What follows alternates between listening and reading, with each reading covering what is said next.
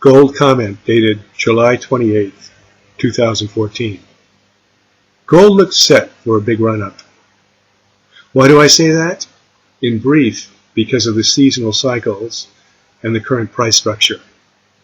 Now let me explain this more slowly. In the middle of May, with gold prices at $1,300, I put out a video saying that I expected a major low in gold before the end of July, with, quote, $500 of easy upside. To summarize my argument back then, I observed that there was a correlation between gold prices and U.S. debt, and that this relationship had existed since at least the year 2000. U.S. debts have been rising steadily year by year, but gold itself has shown some wild swings within an uptrend around the debt. First in 2011, gold shot up too fast and traded about $500 above the gold correlation, as gold rose to $1,920. Then gold slid for 2 years, reaching a low below $1,200 at the very end of 2013. At that level, gold could rise by about $500 before it went back to its historical relationship to the U.S. dollar. Right now, U.S. federal debt is about $17.6 trillion. The historical relationship suggests an equivalent gold price of $1,720 an ounce. So with gold presently near $1,300, there's more than $400 of easy upside. But on top of that, U.S. debt is rising at a gold equivalent of about $100 a year, and the rise tends to be faster in the second half when there are no taxes being collected. So on top of that, we could be at 1,800 gold equivalent by the end of the year. Now, as we've seen before in 2011, there can be a swing to the very top of the channel, which could add another $500 or so. The formula which I have derived from historical charts suggests a gold price of about $1,900 at the end of 2015, or $2,400 if gold swings to the top of the long-term price channel. Now, what did I say the end of July in my original forecast? It's the time for the low? Because of seasonal cycles. There is often a low in July or August, and that seasonal cycle may be bottoming now or sometime within August. In my mind, this cycle is driven by seasonal factors, such as the Indian wedding season and flows in and out of the dollar. It is only one factor pulling on gold, and I think it is likely we have already seen the bottom in gold prices for the year. I had called July as a key month to watch because those seasonal negatives would be out of the way, mostly out of the way, by the end of July. And I also made a second video in early June wherein I called the exact low to the day. My calls are predicated on a variety of technical factors, not just seasonal cycles.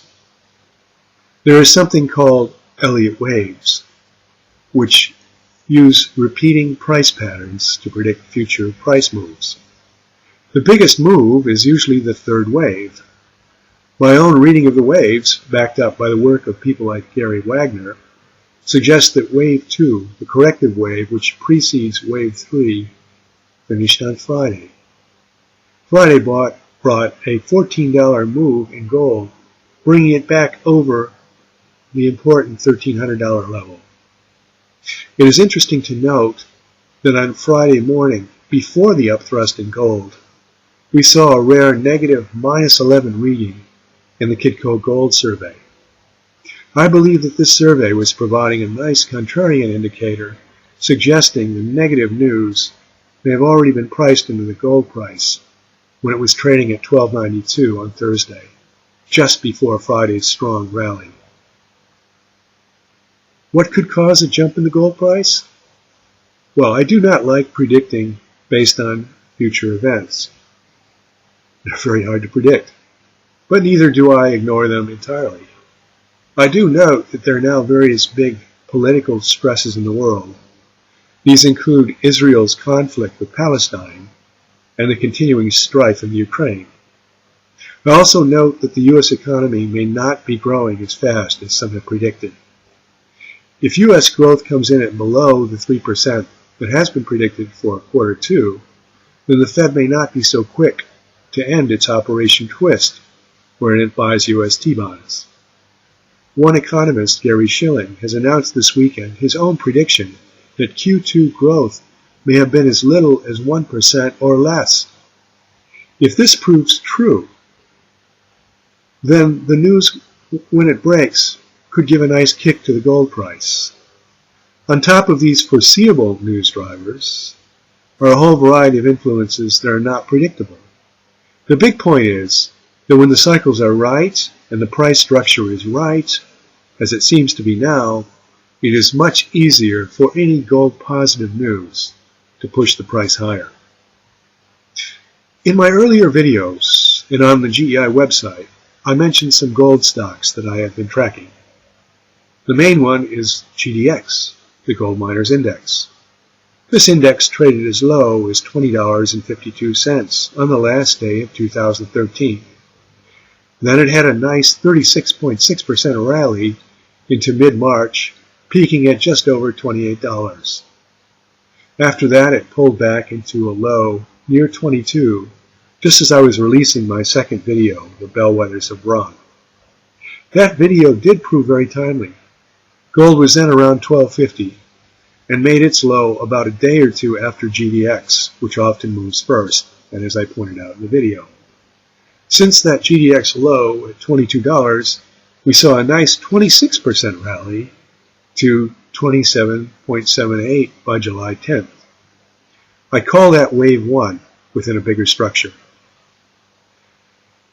Since that wave 1, we had a modest correction of only 6.6%, which I am now calling wave 2, and I believe that ended Thursday at GDX 25.95.